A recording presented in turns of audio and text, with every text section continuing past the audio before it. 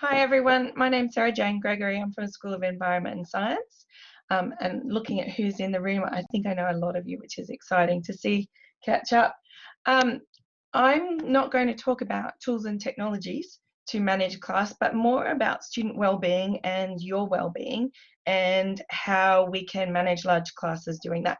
So for a bit of context, I have Haley Ann. I've in the last year, I've across 3 courses. I'm not actually a convener for any of these, and I really wanted to emphasize that as an empowerment for those of you who are going, I'm not a convener, I don't have any control. It's not true. And that teaching in courses, and these strategies I've used in first, second, and third year courses in the biosciences, in core courses, in service courses, and capstone. And in each of these 3 courses, we've had between 100 and 500 students. So a little bit of context of what I want to share with you, the things that are working.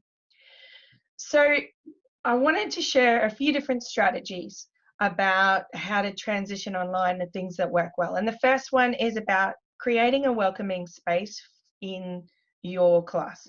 We've all sat in an online workshop where it's just dead silence and people don't know what's going on, or they come in and going, are we starting? Are we not? What's happening? So being prepared and doing a little bit of setup in your space is really helpful. So things that I do that work really well, the video image here, and I didn't set up a slide so it does chunks, so you'll just have to look at the whole thing.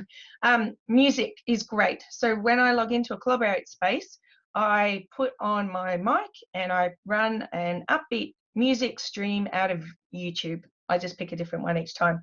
And that sort of sets a really positive vibe for your class. And it's not just students listening to blank space, because I found that students don't want to talk to each other. They don't really, some of them will pop in and say hi, like in the chat here. So just filling that blank space is good. Having a landing page in a Collaborate session is really helpful for orientating. So you'll see up here in the top right, I've got my liver function lecture. This is one I delivered a couple of weeks ago.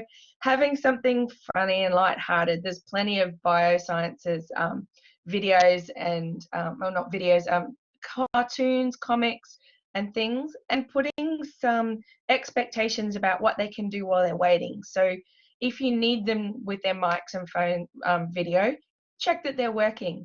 I hate to see the grey blob of death I hate in the chat line. So I always say upload a photo of yourself or something that you're interested in. Put your pet. We get lots of dogs and cats up there, and that builds connection with students. They go, oh, so-and-so's a dog person, da da da da da, and that builds that community connection, particularly in this online environment. And then the other thing about being prepared for welcoming into an online space is also helping students to work well in that space. So you see in the bottom right here, and you'll hear I'm directing you to where to look in the slide. So I can point and I can use my pencil and go, okay, look here, all right. Or I can talk through it for someone who's got audio but looking's not working well. If I'm running a workshop, using questions. So I break my workshops down and I give them a framework to work with in the workshop. So those of you who've used Collaborate breakout rooms will know you can't load a file up there for students to use. So I prepare my workshops in PowerPoint, 1 question a slide, and it's something like this. So a scaffold of what question are we dealing with? What was the question? And then questions they might need to answer, or resources. So here I've given them a really simple diagram. And I release that to the students before we go into the workshop so that they can download it. And then I say to students, you know, when you're in the breakout room, upload that file so you can have a common point. And most breakout rooms will have at least hopefully 1 person who's able to do that. And if not, then you're jumping through breakout groups to see if there's no one in there and they need a bit of a hand. And that helps you from a management perspective, because you can get a room to say, we've got no one who's able to put up the slide. Can you pop in here and do it? That's really helpful. All right, so communication is really important to manage student expectations, and getting feedback, asking questions regularly, that sort of thing. And creating a safe space. So recognizing that this is perhaps a fragile situation for them, that and that it's not necessarily comfortable, but they'll get used to it.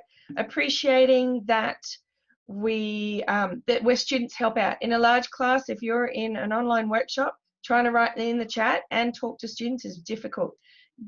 Delegate a student to write on it and annotate. Works really, really well. And the confident students will appreciate doing that.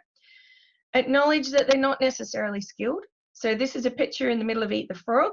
So I always include a motivational tip every lecture on how to get around things like self-efficacy, autonomy. How do I manage my time? How do I get motivated? That sort of thing.